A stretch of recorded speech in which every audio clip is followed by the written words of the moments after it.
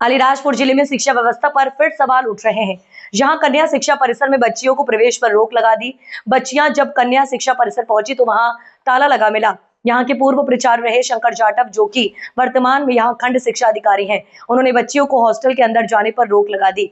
नाराज छात्राएं शिकायत लेकर विधायक सेना महेश पटेल के पास पहुंची और उन्हें सारी बातें बताई। कट्टेवाड़ा क्षेत्र के कन्या छात्रावास में एक बार फिर गंभीर प्रशासनिक लापरवाही का मामला सामने आया। हाल ही में हुई फूड पॉइजनिंग की घटना के बाद जब छात्राओं को अस्पताल से छुट्टी दी गई और वे हॉस्टल लौटी तो उन्हें हॉस्टल में प्रवेश तक नहीं दिया गया। हॉस्टल का गेट बंद और दरवाजे पर ताला लगा हुआ मिला। मौके पर मौजूद वीईओ साहब से जब पालकों ने बच्चियों को ठहराने की व्यवस्था की मांग की तो उन्होंने स्पष्ट शब्दों में कहा, मैं कुछ नहीं कर सकता, आप लोग बच्चों को घर ले जाओ, यहाँ कोई सुविधा नहीं है। हॉस्टल की वार्डन का भी यह कोई अता पता नहीं था। घटना की जानकारी मिलते ही जोवट विधायक सेना महेश पटेल पीड़ित छात्रा और उनके पालकों से मुलाकात का पूरी जानकारी ली। पालक और छात्राएं अलीराजपुर पहुंचे, जहां जोवट विधायक सेना पटेल ने एसडीएम तपीश पांडे से मुलाकात का पूरी घटना से अवगत कराया और तत्काल कार्यवाही की मांग की। विधायक सेना महेश पटेल ने कहा, ये केवल लापरवाही नहीं बल्कि हमारी बेटियों के साथ अन्याय है। वीईओ पर सख्त कार्यवाही की जानी चाहिए। प्रशासन को समझना होगा कि बेटियों की सुरक्षा और सम्मान से कोई समझौता नहीं किया जाएगा। बच्चों के लिए सुरक्षित और स्वच्छ हॉस्टल में रहने खाने की तत्काल व्यवस्था की जाए। दोषी अधिकारियों के खिलाफ निलंबन व जांच की कार्यवाही की जाए। विधायक ने कहा कि ये घटना शिक्षा विभाग की उदासीनता और गैर जिम्मेदारी का प्रतीक है, जिसे किसी भी स्थिति में बर्दाश्त नहीं किया जाएगा। उन्होंने प्रशासन से इस मामले में तत्काल सुधारात्मक कदम उठाने की मांग की है ताकि भविष्य में इस तरह की घटनाएं दोबारा न हो। सर यहाँ तो कोई है नहीं, ताला बंद है, तो हम बच्चों को परसों पेपर है तो छोड़ते जाए, तो नहीं क्यों छोड़ के जाओगे, आप लेके जाओ। ताला बंद है और आप तो हॉस्टल में ऐसे कैसे छोड़ोगे। तो मैं तो कुछ हूँ नहीं करके बोल रहे। तो फिर मैंने कहा कि सर मैं एक जागरूक पालक हूँ, मैं पढ़ा लिखा व्यक्ति हूँ, तो आप तो बीओ हो, मैंने तो सुना था आप तो बीओ हो, मतलब आप तो खंड अधिकारी हो, तो आप बड़े मतलब आपका बहुत पावर है यहाँ। तो बोले कि नहीं मेरा कुछ नहीं है यहाँ, और आप लड़कियों को लेकर चले जाओ। नहीं तो बच्चों को रखना क्यों नहीं चाहते हो? तो वही वो तो हमने पूछा तो उन्होंने मोबाइल बंद कर दिया। फिर सर ये सर ने मोबाइल बंद कर दिया, बच्चे वहाँ खड़ी हो, ताला बंद। फिर क्या बोला? फिर हमने आगे और कोशिश करी, सबसे आपसे भी बात करी। फिर ये भैया आ गया, भैया हमारे साथ हो गया, हमने मिल के चर्चा करी कि एक दूसरे और भी आगे, मतलब बहुत सारे पालक। कितनी लड़कियां आ गई थी टोटल? 20-25 आ गए थे। 25 ताला बंद की वजह से वापस जा रहे हैं, तो बीओ साहब अंदर नहीं कर रहे और वार्डन मैडम भी अंदर नहीं कर रहे। वार्डन मैडम है ही नहीं और प्रिंसिपल सर कोई भी नहीं है। आप तो पढ़ना चाह रहे हैं लेकिन ये लोग अंदर ही नहीं कर रहे, हिंदू ही नहीं करने दे रहे। वहाँ पे कोई भी नहीं है। स्कूल तो चालू हो गई सर। फिर क्या बोला आपको भी? तो बात ही नहीं मिले थे क्योंकि उन्होंने बोली फोन ही कट कर दिया, मोबाइल बंद कर दिया। मोबाइल फिर उन्होंने सर मैंने बोला कि मैं बार फोन करूंगा तो उनको लगेगा कि ये राजनीतिक कर बैठे। फिर भैया से मेरे फोन से बात हो गई। ठीक है। तो क्या बोले थे? ये हम नहीं जानते, मतलब ऐसा बोलते हैं तुम्हारे बच्चों को ले जाओ। हाँ ऐसा बोलते हैं। तो हम मैडम आप ही समझो, हम कम से कम 2.5 घंटे बाइक पे लेके जा रहे हैं, फिर बच्चों को वापस लेके जाएंगे, फिर मैम हमारा फिर टाइम छूट जाता है। मैम हमारे लिए कोई न कोई धंधा पानी वाले लोग हैं, फिर वापस लेके जाओ। बच्चे तो पढ़ना चाहते बेचारे। 2 तारीख को तो पैसा देंगे, लेकिन ये बच्चों को देखो, इनके चेहरे, ये 10वीं पढ़ने वाले बालिका, अगर हम इच्छा करते आज मतलब पढ़ाई नहीं हो रही मैम, तो हम क्या करें? अब यहाँ कौन मिला? कलेक्टर महोदय को बोला, एसडीएम साहब ने क्या कहा? उन्होंने तो बोला क्या बोले?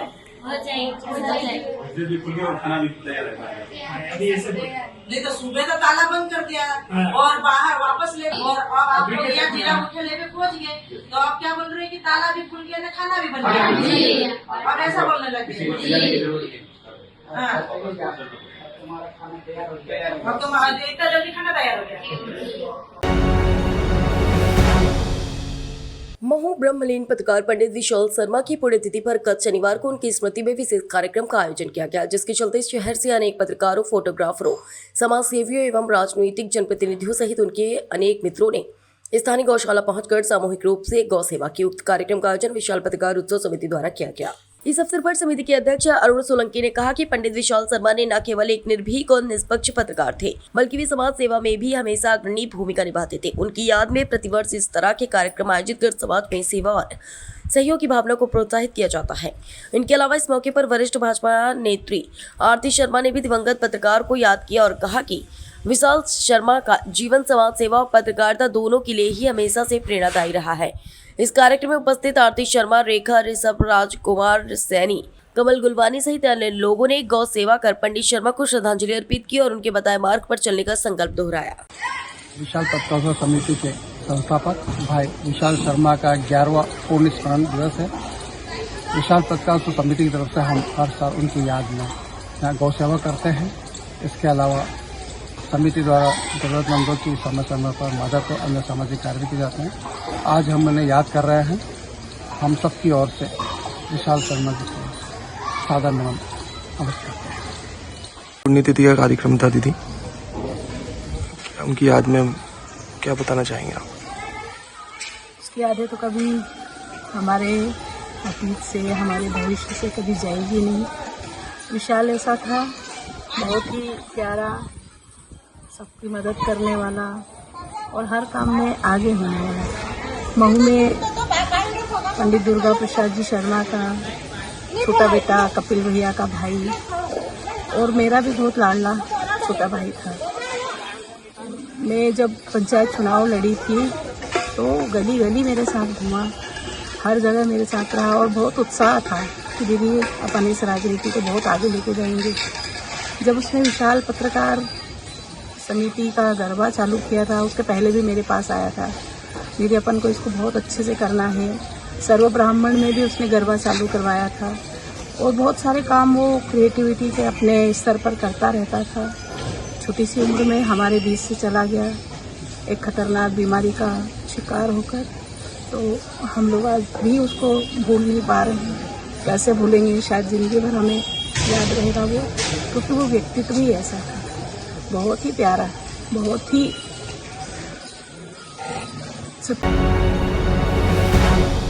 धार जिले के सरदार सरोवर बांध से प्रभावित निसरपुर क्षेत्र के प्रभावित लोग आज भी अपनी मूलभूत सुविधा को लेकर भटकते नजर आ रहे हैं। आज सरदार सरोवर बांध का बेक वाटर लेवल 138.68 मीटर होने पर निसरपुर के डूब प्रभावित डाक बंगला के लोग एक बार फिर पानी से घिर गए।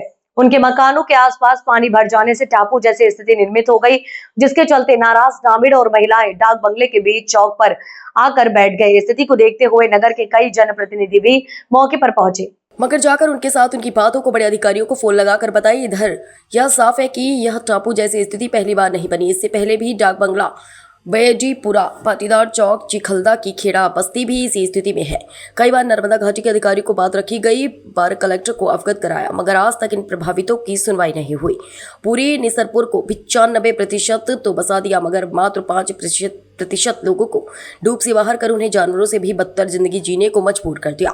इन परिवारों को 5,80,000 का अनुदान न देकर उनके परिवारों के साथ धोखा किया गया, जिसके चलते आज भी सैकड़ों परिवार डूब के गांव में रहने को मजबूर है। यहाँ से बच्चों को स्कूल तक जाने का रास्ता नहीं और न तो पैदल 2 से 3 किलोमीटर रोज आना चल कर जाना पड़ता है। आज पहुंचे मंडल अध्यक्ष शिवम यादव भी मौके पर जाकर स्थिति को समझा। साथ ही निसरपुर सरपंच ने भी मौके पर जाकर अधिकारियों को अवगत कराया कि मौका देकर इन गरीबों की सुध ली जाए। प्रभावितों की जल्द सुध न ली तो जिम्मेदारी अधिकारियों की होगी। सरदार सरोवर का बैक वाटर लगातार बढ़ता ही जा रहा है और अगर आज का लेवल देखें तो 138.68 मीटर के लगभग पहुंच चुका है। और सरदार सरोवर बांध के कुछ ऐसे हिस्से हैं जिन्हें एनवीडीए ने डूब से बाहर तो कर दिया, मगर आज उनकी स्थिति देखने लायक है। ये बैठे हैं आज रात में 9 बजे के दरमियान, इतने लोग आज रोड पर आकर बैठे हैं। ये कोई खेल या तमाशा देखने के लिए नहीं बैठे हैं।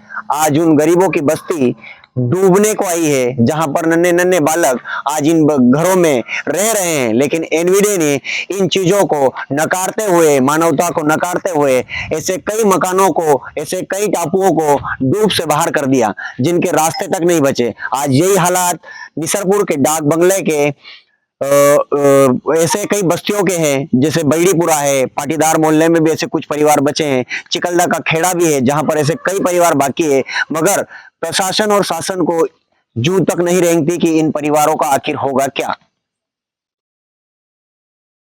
ओके, समय बाद एक बार फिर आज जो निसापुर का डाक बंगला है कहीं ना कहीं चर्चा में रहता है। एक बार भी टापू बन चुका है और काफी परिवार यहाँ बचे हुए हैं और कोई अधिकारी इनसे शोध नहीं ले रहा है। क्या है पूरा मामला?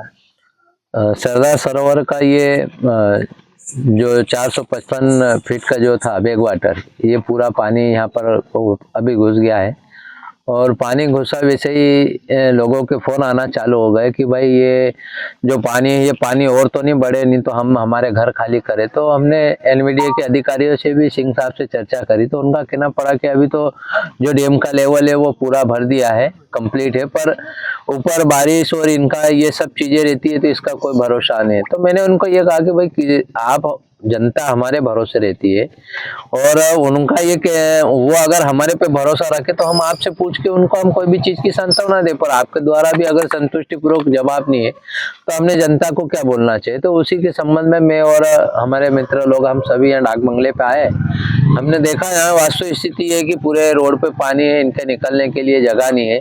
साइड में खेत जो है, खेत से पैदल ये निकल रहे हैं और दिन भर मजदूरी करते हैं। इनके बच्चे भी दिन भर घर पे रहते हैं, ये सभी मजदूरी पे जाते हैं। तो अभी यहाँ जानवरों का, सांप का ये भी बहुत डर है। अभी पर कल ही यहाँ पर एक बड़ा अजगर भी पकड़ा है तो यहाँ बड़ी घटनाएं भी हो सकती है। तो मेरा ये कहना है कि भाई आपने जिस प्रकार से आज जो हम बैठे, हमारा उद्देश्य ये है कि अधिकारियों को कहना पड़ता है कि हमने इनको डूब से बाहर करा हुआ। तो मेरा और हम सभी का, ये जितने भी यहाँ पर है, हम सभी का कहना पड़ता है कि एक बार आप यहाँ आकर वस्तु स्थिति देख लो। हम कोई धरना या कोई ये चीज नहीं देना चाहते, पर अधिकारी का हर बार कहना पड़ता है कि भाई डूब से बाहर है तो आप वास्तु स्थिति एक बार आके देखो। इसलिए हम सब लोग यहाँ पर इकट्ठा हुए हैं। ये मुद्दे तो कई बार आप लोगों ने उठाए हैं कि ये डूब से बाहर है और कई बार आपने अधिकारियों को दिखाया भी है। यहाँ पर कलेक्टर भी आए हैं, यहाँ पर कमिश्नर भी आए हैं, लेकिन इन लोगों का हल आखिर कब निकलेगा? वही तो हम भी कहना चाहते हैं। अधिकारियों से भी हमारा कहना है और ऊपर जो जनप्रतिनिधि भी है, माननीय अभी सावित्री जी ठाकुर के भी, उनके भी पीए से चर्चा करी, हमारे जिला अध्यक्ष जी से चर्चा करी। उनका मैंने यही सबसे कहना है कि भाई कहीं ना कहीं इसका एक अंत करना चाहिए। या तो डूब में से अगर ये बाहर है तो फिर इनकी व्यवस्थाएं करो, क्या कर सकते हो आप वो करो, और अगर ये डूब में है तो फिर इनको शासन की योजना का जो लाभ है वो लाभ देकर इनका पुनर्वास में स्थापित करो। सीधी वही तो बात है। क्या ये एक ही निसापुर में ये एक ही टापू है क्या डाक बंगला? इसके अलावा नहीं, बस्तियां हैं? निसापुर में ये एक तो गांधीनगर है, एक पाटीदार बस्ती भी है यहाँ पर मोटी माता के एरिया पास, तीसरा यहाँ पर इंदिरा कॉलोनी भी है और चौथा डाक बंगला भी है।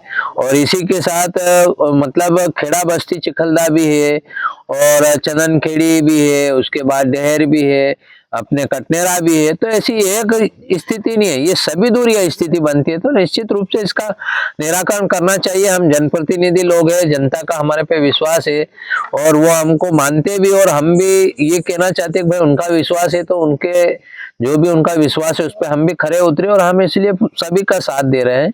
और कोई पार्टी पॉलिटिक्स है ये वाली बात नहीं। यहाँ तो जो डूबा है, जो विस्थापित है, उसको शासन का लाभ देना, ये हमारा उद्देश्य है। हम सभी जनप्रतिनिधियों का यही उद्देश्य है। भैया क्या समस्या है जिसके चलते एक बार फिर आज कई भी 7 सालों के बाद रोड पे आके बैठना पड़ा? भैया हमारा क्या है कि हमको डूब से बाहर कर दिया, ये रास्ता हमारा निकलने का वो नहीं है। पानी आएगा हमारे घर के पास, हमारा आसपास अंदर पानी घुस गया और रहने का मतलब पैसे कहाँ से तो हम मकान बनाएंगे? हम मजदूर लोग हैं, खाएंगे क्या और मकान कहाँ से बनाएंगे हम? सरकार ने तुमको 5 अस्सी नहीं दिए, प्लाट दे दिए, तुमको क्यों नहीं दिए?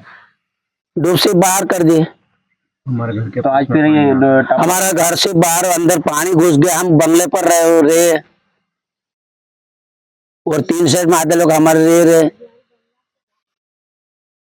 और रास्ता में से अभी भी फिलहाल पानी आया है। और एक मग्गिर आया था, मग्गिर को भी पकड़ा हमने। जानवर आए थे। क्या नाम है? दल्लू भिंडे। इंदौर में अयोध्या नगरी और राम राज्य की झलक थीम पर भव्य अयोध्या महोत्सव 2025 का आयोजन किया जा रहा है। इस आयोजन में श्रद्धा, संस्कृति और समरसत्ता का अद्भुत संगम देखने को मिलेगा। इंदौर में अयोध्या महोत्सव 2025 का आयोजन अयोध्या महोत्सव फाउंडेशन द्वारा 11 और 12 अक्टूबर को आयोजित किया जा रहा है। इस आयोजन में अयोध्या नगरी के साथ साथ रामराज की झलक और भारतीय संस्कृति और मर्यादा पुरुषोत्तम श्री राम के आदर्शों को जन्मदिन तक पहुंचाने के लिए प्रयास किया जाएगा। मुख्य कार्यक्रम 11 और 12 अक्टूबर को रहेगा, जिसमें विश्व का सबसे ऊंचा 51 फीट ऊंचे धनुष का निर्माण किया गया है, जिसे प्रदर्शित किया जाएगा। यह धनुष विश्व का सबसे ऊंचा खड़ा धनुष 51 फीट, जिसका वजन लगभग 1.5 टन रहेगा। इसमें 11,000 राम नाम पुस्तकों का समावेश किया गया है, जिसे राम भक्त लेकर आ रहे हैं अयोध्या नगरी को विभिन्न झांकियों के माध्यम से, जिसमें बाल कांड, अयोध्या कांड, अरण्य कांड, किष्किंधा कांड, सुंदरकांड, युद्ध कांड और उत्तरकांड से संबंधित झांकियां मौजूद रहेंगी, जो त्रेता युग पर आधारित रहेगी। साथ ही यहाँ स्वदेशी मेला भी लगाया जाएगा। आयोजकों का मानना है कि यह धनुष को हम वर्ल्ड रिकॉर्ड बनाने जा रहे हैं। एक्चुअली ये एक ऐसा कॉन्फ्रेंस रखने का मुख्य मुद्दा ये था कि अयोध्या में हर व्यक्ति नहीं जा सकता और इंदौर वासी के जन जन तक अयोध्या तक पहुंचना आसान नहीं है। मोदी जी ने अयोध्या का निर्माण वहां किया और हम लोगों ने उसके निर्माण की तैयारी यहाँ की, और उसके निर्माण के लिए हमने एक 51 फीट का धनुष बनाया, जो कि वर्ल्ड रिकॉर्ड बनेगा। एक उसमें लोहे से बना हुआ है, लेकिन कहने के लिए लोहा है, ऊपर अंदर सब कुछ बहुत डिफरेंट है। अंदर सारे के सारे राम नाम की किताबें उसमें डली हैं। हर एक किताब में 11,001 बार नाम राम लिखा हुआ है, और उसके बाद में उस किताब को जब ये धनुष को पूरा निर्माण होता है तो वो तकरीबन 51 फीट का बनता है। और ये तकरीबन 51 फीट का धनुष को हमने बाद में परमानेंट स्थापना की, ताकि सभी लोग उसका दर्शन कर पाए। इसके लिए हमने ऐसा सोचा है कि हम इसको कहाँ स्थापित करेंगे अक्षर? इसको हम पितृवाड़ पे परमानेंट इंस्टॉल कर देंगे। वहां पर करीबन 51 फीट की हाइट जाएगी। उसके बाद फाउंडेशन करीबन उसमें 8 फीट नीचे गहराई होने वाली है। उसके बाद में वो चीज इसमें कुछ बनने वाला है कि आपको कांच की फ्रेम रहेगी, जिससे आपको उसकी राम नाम की जितनी भी 11,000 पुस्तिका हैं वो आपको बाद में भी दिखती जाए और एक संस्था का और आकर्षण का प्रतीक बने। वो रिकॉर्ड भी बनाया जाएगा। इसके लिए यहाँ पर हम वर्ल्ड रिकॉर्ड भी क्लेम कर रहे हैं। जो अभी तक कुल जो हमको डिटेल मिली है उसके हिसाब से 16 फीट का हाईएस्ट बना है, पर हम यहाँ पर 51 फीट का धनुष बनाने वाले हैं। इंदौर में पहली बार आयोजन होने जा रहा है। ये करीबन इसका सिर्फ लोहे का स्ट्रक्चर की बात करें तो करीबन 1300 किलो के आसपास लोहे का स्ट्रक्चर है। उसके बाद में इस पे उसकी पीवीसी की शीट आने वाली है। पीवीसी की शीट का लगभग वजन होगा जो करीबन 130 किलो समथिंग। उसके बाद में पेंट, मतलब टोटल मिलाकर अपन माने तो 1500 किलो के आसपास का 1.5 टन वजन हो जाएगा। संत लोग भी आए, ये धनुष को क्या आप अयोध्या पहुंचाएंगे? अभी हाल तो ऐसा कुछ सर प्लान नहीं है, बट हो सकता है कि फ्यूचर में जो भी हो। मैं अक्षत अग्रवाल, BBA LLB एडवोकेट हूँ। मैं वर्षा गुप्ता एडवोकेट। मैं हाईकोर्ट में पिछले 23 वर्षों से कार्यरत हूँ, और इस सब को करने का कारण सिर्फ इतना है कि कुल मिला के यहाँ के जन जन तक इंदौर वासियों को ये पता चले कि इंदौर में भी अयोध्या बनाई जा सकती है। और अयोध्या जब आएंगे 11 और 12 तारीख को, तो यहाँ आपको एक अयोध्या का निर्माण भी दिखेगा, जिसमें रोज एक कार्यक्रम होंगे। 9 ऐसी प्रतियोगिता होंगी जिसमें इंदौर वासी, शहर वासी भी भाग लेंगे। बाहर से लोग आ रहे हैं जो यहाँ पर परफॉर्म भी करेंगे। हम रामलीला का भी आयोजन कर रहे हैं, जिसमें योगा के जरिए रामलीला को प्रवृत्त किया जाएगा। 2 दिन का है, सिर्फ 11 और 12 का। यहाँ पर कुछ स्टॉल्स भी लगाए जाएंगे, जिसमें हस्तशिल्प कला, जो इंदौर के बाहर के लोगों को भी एक स्थान मिल रहा है। यहाँ पे केरला, बॉम्बे। वर्षा गुप्ता एडवोकेट। मंदसौर जिले में सोमवार को कांग्रेस की ट्रैक्टर रैली के दौरान जमकर हंगामा हुआ। फसल मुआवजा और बीमा भुगतान की मांग को लेकर निकाली जा रही रैली को पुलिस ने कलेक्ट्रेट पहुंचने से पहले रोक दिया, जिससे नाराज कार्यकर्ताओं ने बैरिकेडिंग फांद दी और कलेक्टर परिसर पहुंच गए। कलेक्ट्रेट पहुंचने पर कांग्रेस कार्यकर्ताओं और पुलिस के बीच झूमाझटकी हुई। मौके पर कुछ देर अफरा तफरी और हंगामे का माहौल बना रहा। बाद में कार्यकर्ता कलेक्ट्रेट भवन के बाहर धरने पर बैठ गए और सरकार के खिलाफ नारेबाजी करने लगे। कांग्रेस जिलाध्यक्ष महेंद्र गुर्जर ने कहा कि राज्य सरकार किसानों के साथ मजाक कर रही है। फसल नुकसान और बीमा भुगतान को लेकर किसानों को अभी तक राहत नहीं मिली है। इसी के विरोध में ट्रैक्टर रैली का आयोजन किया गया। इधर पुलिस प्रशासन ने सुरक्षा के मद्देनजर रैली शुरू होने से पहले कांग्रेस कार्यकर्ताओं को रोकने की कोशिश की थी, लेकिन बाद में वरिष्ठ कांग्रेस नेताओं प्रशासनिक अधिकारियों के बीच बातचीत के बाद रैली को आगे बढ़ने की अनुमति दी गई। इस दौरान जिले भर से आए सैकड़ों ट्रैक्टर और हजारों कार्यकर्ताओं ने आंदोलन में भाग लिया। जिला कांग्रेस कमेटी के नेतृत्व में और किसान कांग्रेस के प्रदेश अध्यक्ष के मार्गदर्शन में किसानों द्वारा एक ट्रैक्टर मार्च निकाला गया। 3 तारीख को मध्य प्रदेश के मुख्यमंत्री मोहन यादव जी द्वारा जो मुआवजा डाला गया था, वो मुआवजा बहुत कम था। 400 से 500 रुपए प्रति बीघा के मान से मुआवजा डाला गया, जबकि 400-500 रुपए क्विंटल मुआवजा जो मिला है, उससे तो उनकी जो लागत थी वो लागत भी नहीं निकली।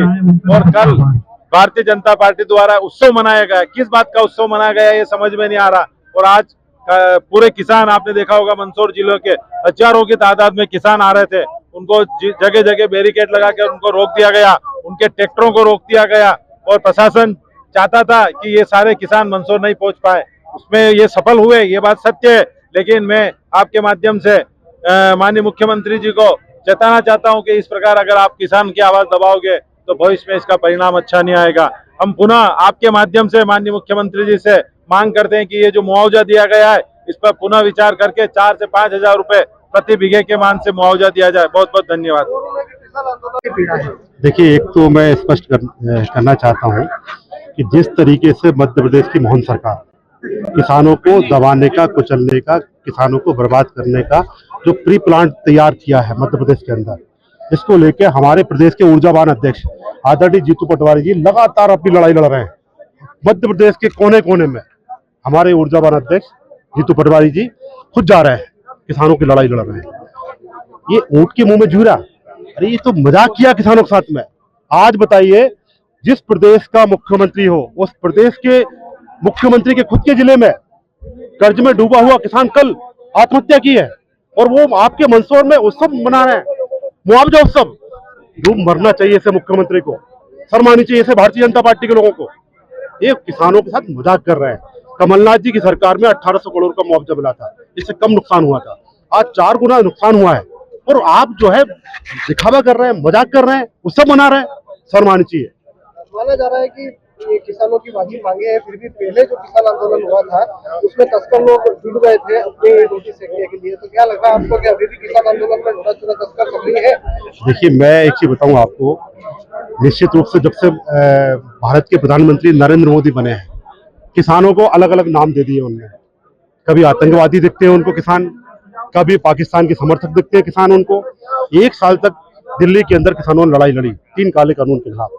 आप देखिए किस तरीके से उस आंदोलन को कुचलने का काम इन सरकार के नुमाइंदों ने किया है, कैसे किसानों को मारा है। 700 किसानों ने अपने प्राणों की बलि दी जब जाके वो 3 काले कानून वापस लिए केंद्र सरकार ने। तो निश्चित रूप से ये सरकार जो है कि किसानों को हमेशा कोई ना कोई आरोप लगा के उनके आंदोलन को खत्म करना चाहती है। किसान संघ का कार्यक्रम हुआ, सारा प्रशासन ने पैसा लगाया, ट्रैक्टर भिजवाए, नए शोरूम से ट्रैक्टर गए।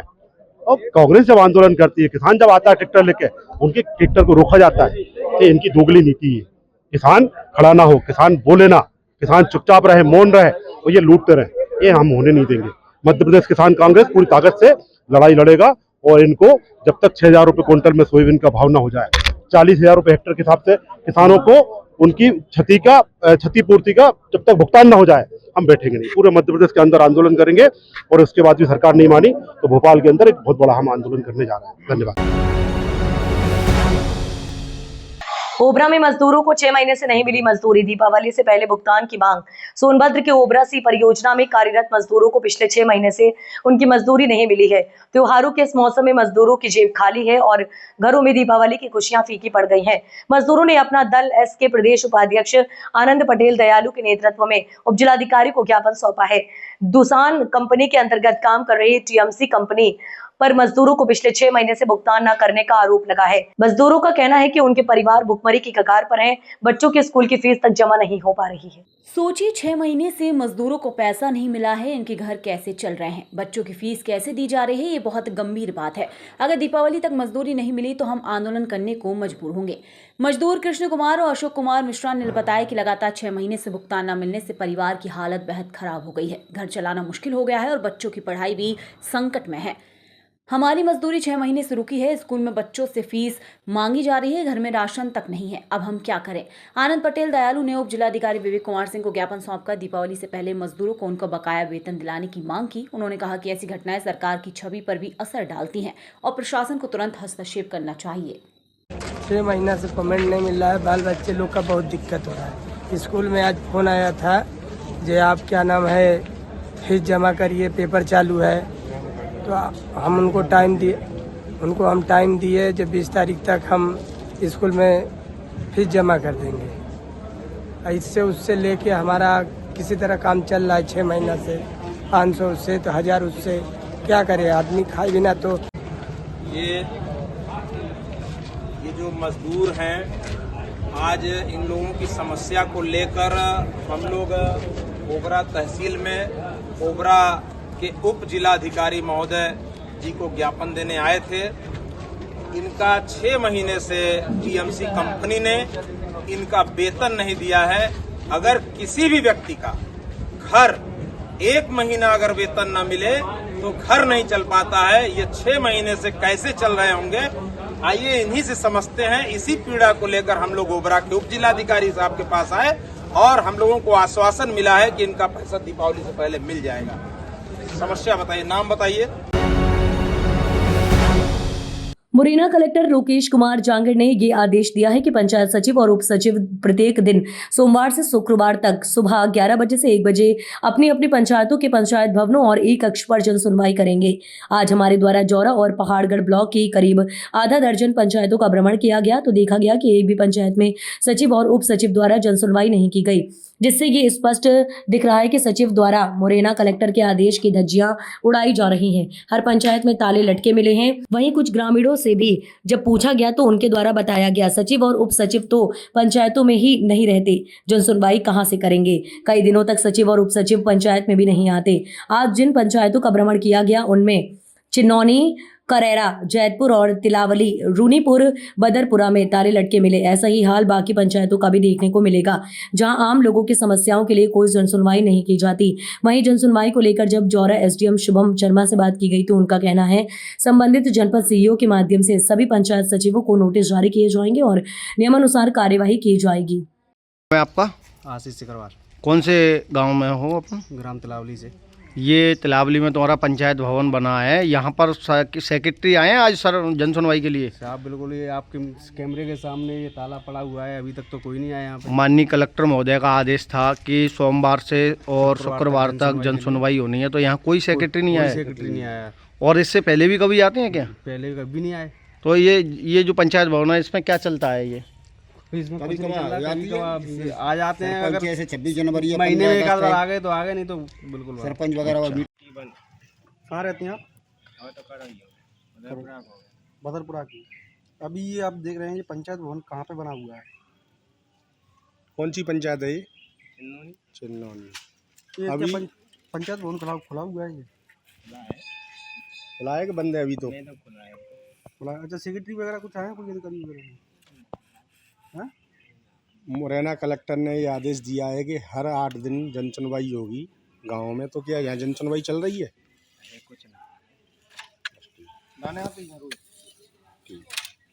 सर, कुछ पंचायत भवन में हमने आज भ्रमण किया और देखा वहाँ पर ताले लगे हुए थे, जबकि कलेक्टर साहब ने जो है पंचायतों में सोमवार से लेकर शुक्रवार तक जन सुनवाई के लिए सभी पंचायत सचिवों को आदेश दिए, लेकिन ऐसा नहीं किया जा रहा है। कहीं नहीं कलेक्टर के आदेश को जो है अवहेलना की जा रही है। आपके माध्यम से मुझे जानकारी आई है कि चिन्नौनी, करेरा व अन्य 4-5 पंचायतों में आज जो पंचायत सचिव और उनका स्टाफ है वो नहीं बैठा था। हमने इस मामले को संज्ञान में लेकर संबंधित सीईओ के माध्यम से जो स्टाफ उपलब्ध नहीं था उनको नोटिस निकालेंगे और उन पर नियमानुसार कार्रवाई करेंगे और इंश्योर करेंगे कि आगे से जो स्टाफ है अधीनस्थ वो अपने इस क्षेत्र में बैठे। पटवारियों को भी निर्देश दिए गए हैं कि सोमवार और गुरुवार राजस्व कार्यों से पंचायत कार्यालय में बैठना है और जन सुनवाई करानी है। आज हमारे बहुत सारे पटवारी वहाँ उपस्थित थे और हम उनको ये भी निर्देश दिए हैं कि एक रजिस्टर मेंटेन करें, पर जिस दिन में वो अपनी जन सुनवाई करते हैं किसका आवेदन आया है, उसका क्या निराकरण हुआ, हो सकता है पंचायत लेवल पर निराकरण ना हो, उसको आगे प्रेषित करना हो तो फिर वो हमको प्रेषित करेंगे। इसके अलावा कुछ पंचायत भवन में स्कूल भी चल रहे हैं, स्कूलों की हालत खराब है। आप मुझे इसके बारे में संख्यात्मक जानकारी उपलब्ध कराइएगा। अगर उनकी शिफ्टिंग या मरम्मत की कोई आवश्यकता होगी तो मैं कंसर्न डिपार्टमेंट को बताऊंगा। अयोध्या जनपद के विकासखंड अमानीगंज के क्षेत्र के अंतर्गत खंडासा गांव के रमोलपुरवा में करीब 25 वर्षों से नाली निकासी तथा रास्ते की समस्या बनी हुई है। कीचड़ भरे रास्ते से ग्रामीण आने जाने को मजबूर हो रहे हैं। ग्रामीणों ने बताया कि जिंदगी और मौत से जूझ रहे लोगों के लिए गांव में एम्बुलेंस भी नहीं आ सकती। प्रसूता महिलाओं को साइकिल तथा मोटरसाइकिल से अस्पताल लेकर जाना पड़ता है। आपको बता दें कि सोमवार सुबह करीब 10 बजे खंड विकास अधिकारी अमानीगंज के कार्यालय पर खंडासा गांव के दर्जनों ग्रामीण शिकायती पत्र लेकर खंड विकास अधिकारी सूर्य प्रकाश मिश्रा के समक्ष प्रस्तुत हुए। ग्रामीणों ने शिकायती पत्र देते हुए गांव में नाली, खंजे आदि की समस्या को अवगत कराया, जिस पर खंड विकास अधिकारी ने मौके पर पहुंचकर स्थानीय निरीक्षण किया और समस्याओं के निस्तारण का पूर्ण आश्वासन दिया। वहीं ग्रामीणों का आरोप है कि विगत 25 वर्षों से गांव में नाली निकासी की समस्या बनी हुई है। ग्रामीण दुर्गंध भरे दूषित पानी से गुजर कर आने जाने को मजबूर होते हैं। गाँव में आने जाने वाले रास्ते में बड़े बड़े गड्ढे हो गए हैं। आरोप है कि ग्राम प्रधान व सचिव को नाली निकासी व रास्ते की समस्या से कई बार अवगत कराया गया, परंतु ग्राम प्रधान व सचिव द्वारा मनमानी किया जा रहा है। उक्त प्रकरण की ग्रामीणों ने लगातार शिकायत भी की है, परंतु ना तो ग्राम प्रधान ना ही सचिव कोई देखने तक नहीं आया। गांव की महिलाओं ने आरोप लगाया कि चुनाव आते प्रधान उनके दरवाजे पर आते हैं, झूठा वादा करते हैं और भूल जाते हैं, मगर अब जुमला नहीं चलेगा, जो काम करेगा उसे ही वोट दिया जाएगा। ग्रामीणों ने रोड नहीं तो वोट नहीं का नारा भी लगाया। इस मामले में जब खंड विकास अधिकारी अमानीगंज सूर्य प्रकाश मिश्रा से जानकारी चाही गई तो उन्होंने बताया कि स्थलीय निरीक्षण किया गया, कार्य योजना में प्रस्ताव देकर जल्द ही कार्य कराया जाएगा। सन 2000 से ये रोड ऐसी गड़बड़ है, ना किसी तरफ निकल सकते हैं ना आ जा सकते हैं, और खरंजा भी नहीं हमारे गांव का सही है। क्या नाम है आपका? हमारा संतराम नाम है। किस गांव का मामला है? पूरे रमोल के पुरवा। किस ग्राम सभा में आता है? ये खंडासा में आता है। किस बात को लेकर आज आप लोग बीडीओ खंडासा के पास गए थे? हम ये रोड के लिए, नाली ये सब चीज ठीक कराया जाए। कब से रोड नहीं बना है? 25 साल होएगा, कम उसके पहले से ही रोड गड़बड़ है। ये कम से कम सर 10 बार कंप्लेन कर चुके हैं हम। अपने ब्लॉक प्रमुख जी को भी दे चुके हैं, विकास खंड अधिकारी को भी दे चुके हैं, लेकिन कोई सुनवाई नहीं हो रही है। अब इस पे क्या किया जाए आप बताएं सर। आपने कितनी बार शिकायत किया? कम से कम सर 10 बार शिकायत कर चुके हैं हम लोग। कितने साल से इस रास्ते से आते जाते हैं? 20 साल हो गए कम से कम सर। अभी तो कोई निर्माण नहीं किया? कोई निर्माण नहीं हुआ सर। 20 साल से इस पे माटी भी नहीं पटी हुई है, ना नाली का कोई कार्य हुआ है। क्या नाम है? बाहर निकलना भी आसान नहीं है। क्या समस्या हो रही है आपके गाँव? समस्या है नाली, खड़ंजा 20-25 साल से हो गया। ग्रामीण बता रहे हैं कि यहाँ एम्बुलेंस नहीं जा सकती है। अरे सर अभी एक डिलीवरी थी हमारे गांव में, एम्बुलेंस नहीं जा पाई। आ पाई गांव में, हम लोग गाड़ी से बिठा के ले गए अस्पताल, खंडासा अस्पताल। अगर मरीज यहाँ दम तोड़ दिए तभी नहीं पहुँच पाएंगे हम लोग। क्या समस्या आ रही है आपके गाँव में? सर यहाँ नाली सड़क नहीं बनी है। कब से इस रास्ते से आप आ जा रहे हैं? 25 साल हो गए सर। कहीं आपने शिकायत किया था? हाँ जी, 10वीं बार वहीं प्रधान के पास कई बार शिकायत करी है। प्रधान कहते हैं नाली नहीं बनेगी, नहीं नाली खंजा बना है, पैसा निकाल रहे हैं, काम नहीं। हाँ काम नहीं भरा है, सब पैसा निकाल लिए। अस्पताल जाने के लिए एम्बुलेंस की सुविधा यहाँ नहीं आ पाती? नहीं जी, यहाँ तक नहीं आती। भैया साइकिल पे तो गई नहीं, काम कहीं तय नहीं गई, यहाँ तक नहीं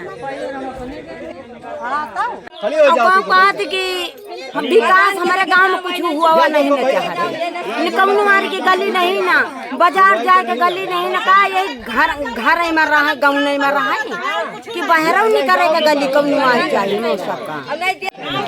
क्या नाम है माता जी आपका? राजवती। क्या समस्या है आपके गाँव?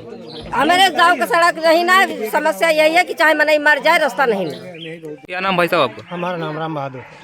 सबसे बड़ी समस्या आपके गांव में क्या है? समस्या ये है कि खंडा यहाँ रमोल के पुरवा में 25 साल हो गया, कम से कम ये खड़ंजा का मानना कोई विकास नहीं हुआ है, ना माटी ना कुछ, और नाली बरसात में इतनी समस्याएं होती हैं कि कभी डिलीवरी हो जाए या कोई बीमार हो जाए तो ना कोई जा सकता है ना कोई आ सकता है। प्रधान से कहो तो कहते हैं इसका बजट नहीं है, बजट नहीं है। लाइट के लिए कहो तो कहते हैं कि लाइट सरकारी को लगेगी, नलका बनवाने के लिए अगर आपने खंड विकास अधिकारी या सेक्रेटरी से इस बात को आपने रखा? हाँ, दो तीन बार रखा गया। क्या कह रहे हैं? वहाँ जाओ तो अपना ले लेते हैं, उसके बाद कोई बात ही नहीं। आज आपके गांव वाले ने ब्लॉक मुख्यालय का घेराव किया था, क्या आश्वासन दिया उन्होंने? वीडियो यहाँ आए हुए थे, उन्होंने जो है मौके पर चीजों को देखा किया है और देख करके जांच वगैरह करने का आश्वासन दिया और कहा कि जल्दी से जल्दी इस पर कार्यवाही करने का जो है आश्वासन दिया। अब देखिए दोबारा क्या करते हैं। रोड नहीं तो नहीं सही, आज बात सही है। रोड नहीं तो वोट नहीं, रोड नहीं तो वोट नहीं। पहले रोड नाली सब बनाई जाए फिर वोट लियो। वोट क्यों न दे?